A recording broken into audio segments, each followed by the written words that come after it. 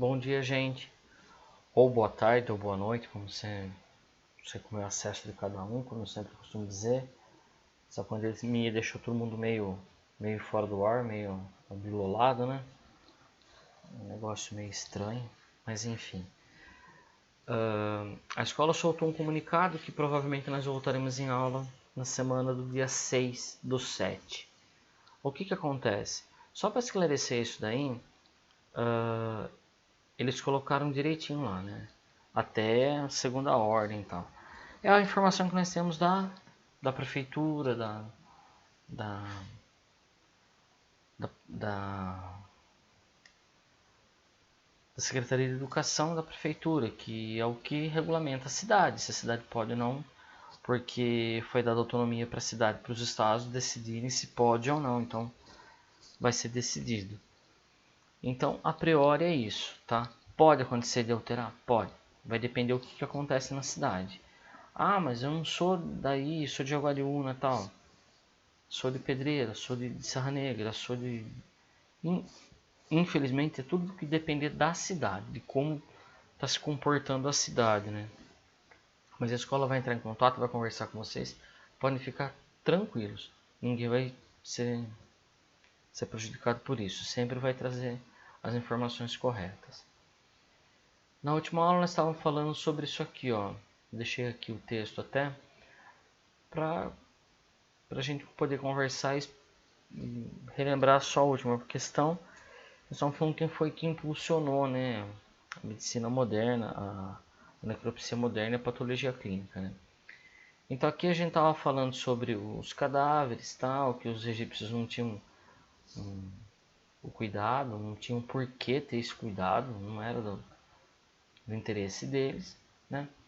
E aí eu falei que as primeiras que estudaram mesmo, abriram o corpo para estudar, para ter ciência do que estava acontecendo, ou por doença, ou por não conhecer, foram os médicos alexandrinos. Mas foi o Galeno, né? O Pérgamo que fez o quê? Que impulsionou os estudos. Ele que direcionou, que deu reuniu uma quantidade de informação que fosse possível que todo mundo voltasse os olhos para ele, certo? Ele que deu aquele boom, aquele... Pô, é interessante isso daí. Ele tem razão no que ele está falando, vamos prestar mais atenção, tá? Isso foi o que eu fiz na última pergunta, certo? Que é essa daqui. Número 20, certo? Aí nós vamos para 21. Quem é considerado o pioneiro dos estudos da patologia moderna e necropsia legal? Quem é considerado o pioneiro dos estudos, tá? Então, nós vamos aqui. Ele, Galeno de Pérgamo, impulsionou. Mas aí aqui, ó, é esse carinha aqui, ó. É esse vozinho aqui, ó. É ele. Rudolf Ludwig Karl Virchow. Ele alemão, né? E faleceu em Berlim, em 1902, tá? E o que acontece? Ele que conseguiu criar, ele conseguiu catalogar, na verdade, ele tinha o conhecimento de como a necropsia funcionava, principalmente na Europa, tá? Onde era mais avançado.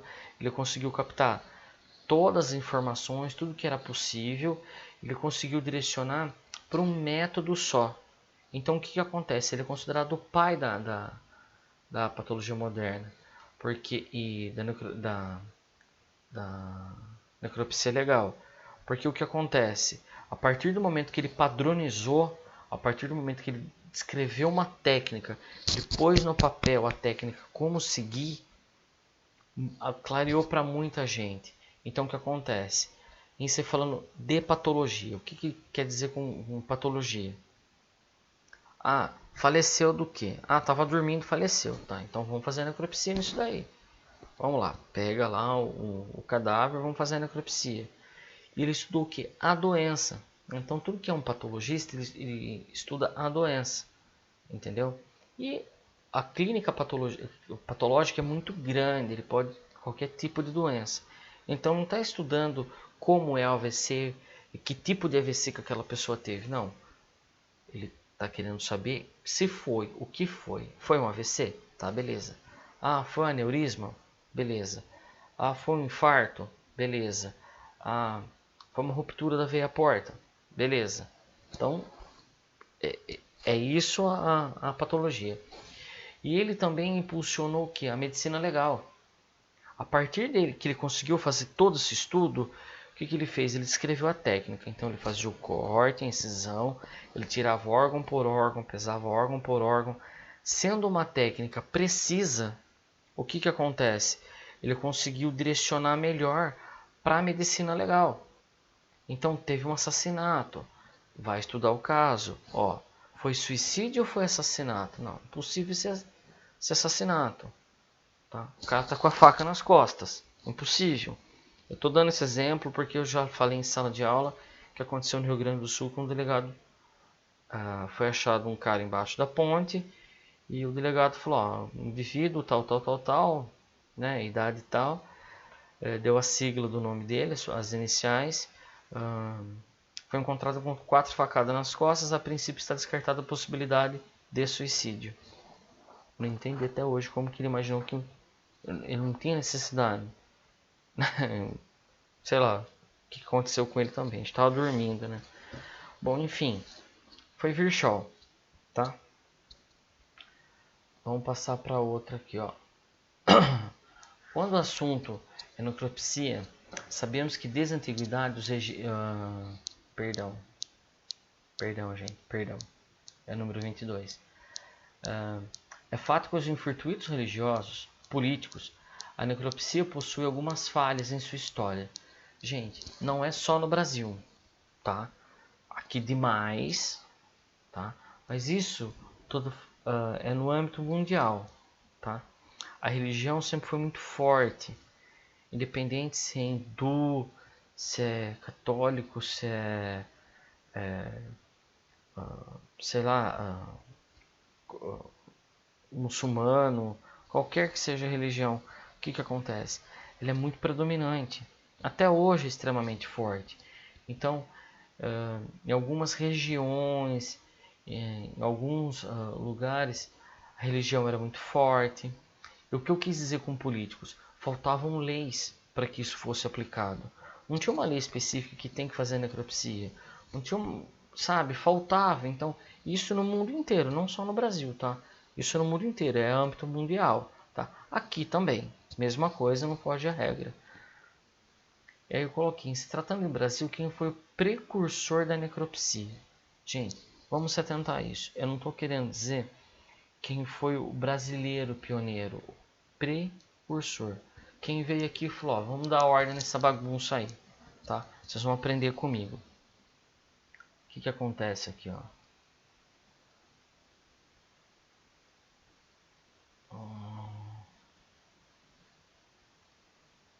Aqui eu falo, descrevo um pouquinho da medicina legal, então, e aqui eu começo. Eu falei que na Universidade da Itália, tal, isso a apostila vocês têm, por favor, estudem, é muito importante. Não vou perguntar nada que não esteja no estudo. São 10 questões, eu vou trazer 10 questões das 30 que eu fiz no estudo. Mas, gente, a hora que for responder, dá uma lidinha e tal. Não custa nada não, tá? Informação nunca é demais. Ó, no século 17, o que acontece? Todos os livros que eu pesquisei, e é extremamente difícil achar material específico para necropsia, funde-se muito, eles falam muito mais até da medicina do que da necropsia, tá? É bem complicado.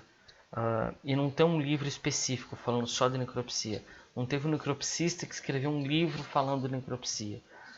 Escreve algum trecho, é um livro curto, são coisas curtas, então é um quebra-cabeça. Tem que ir pegando informações e colocando aqui para vocês. E muito dos livros também, tá? De anatomia, fisiologia, coisas assim. Então o que acontece? Foi o físico Piso, William Piso, tá? No século XVII, efetuou as primeiras necropsias no Brasil. O que acontece? Ele veio da Europa, tá? Ele veio ministrar cursos, mostrar como que se fazia lá, que jeito que era. Então, ele foi o precursor. Olha a diferença. No século XIX, poucas teses de doutorado, tal, o que, que acontece? Até o Código Penal foi promulgado em 1830.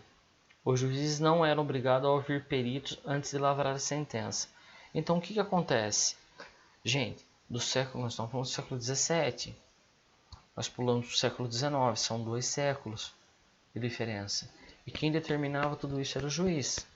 Era a monarquia, tinha o rei, depois tinha outro rei, depois tinha a princesa, depois teve o regente Feijó no meio.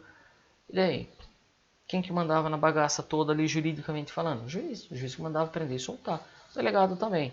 Mas assim, o juiz falava, não precisa fazer necropsia não, morreu em terra. Entendeu?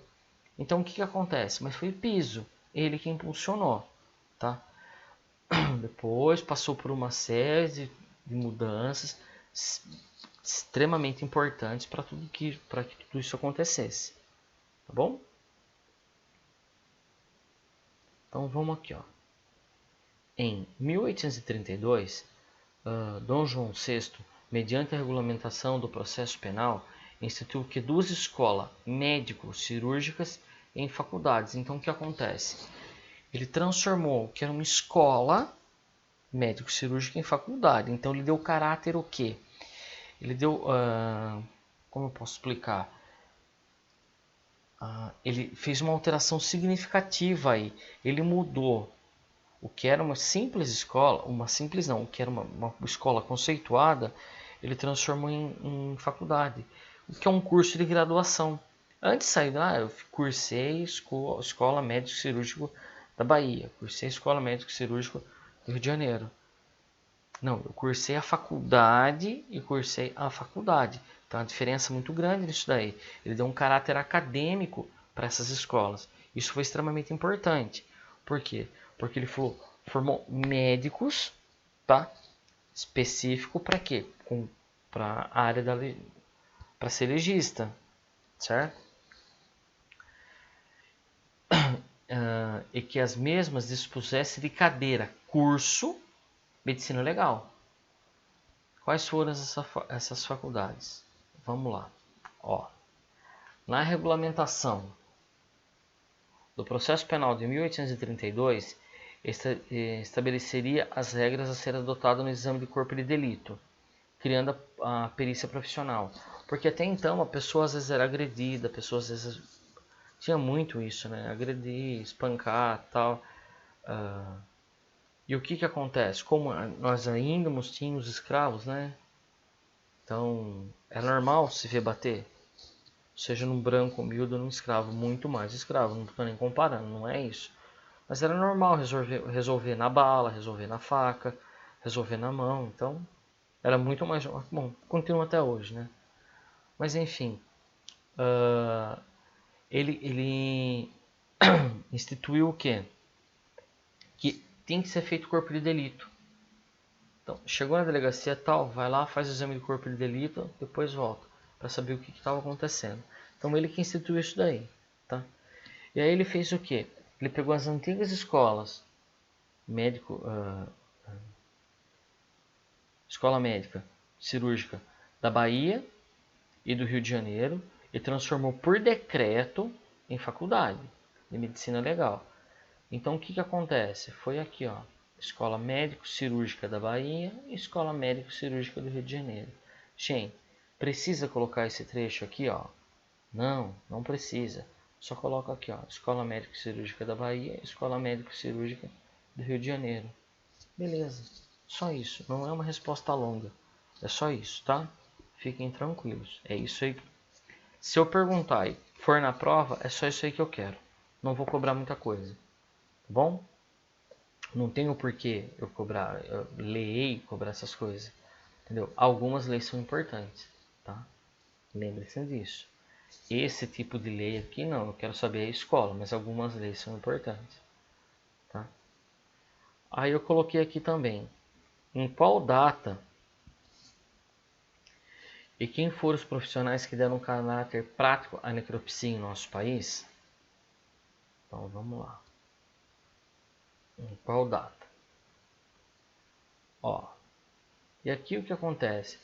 Nós começamos a escrever aqui, ó, várias coisas. Então essa pergunta não vai dar para falar tudo nesse vídeo. Nós vamos continuar no vídeo, porque eu meio que vou fazer uma revisão para vocês poderem entender um pouquinho melhor, tá? Para não sobrar dúvida. Ó, qual data? 1847. Começaram a aparecer as primeiras especializações dos médicos legistas. O conselheiro José Martins da Cruz Jobim, do Rio de Janeiro, foi o primeiro professor de medicina legal. Então o que acontece? Tá, ele foi o primeiro? Tá, foi. Mas esses dois aqui foram mais importantes, tá? Nina Rodrigues e a Fran Peixoto.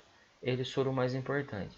E é isso que eu vou falar no próximo vídeo, tá? Então nós vamos continuar aqui, nós vamos responder direitinho essa questão.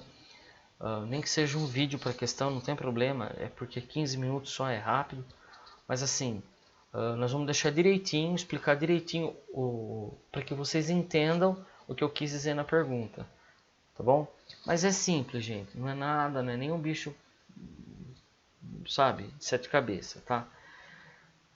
Então fico aqui, um abraço a todos, que todos estejam bem, desejo sinceramente, e que a gente se veja o mais rápido possível, tá bom? Beijo a todos, fiquem com Deus.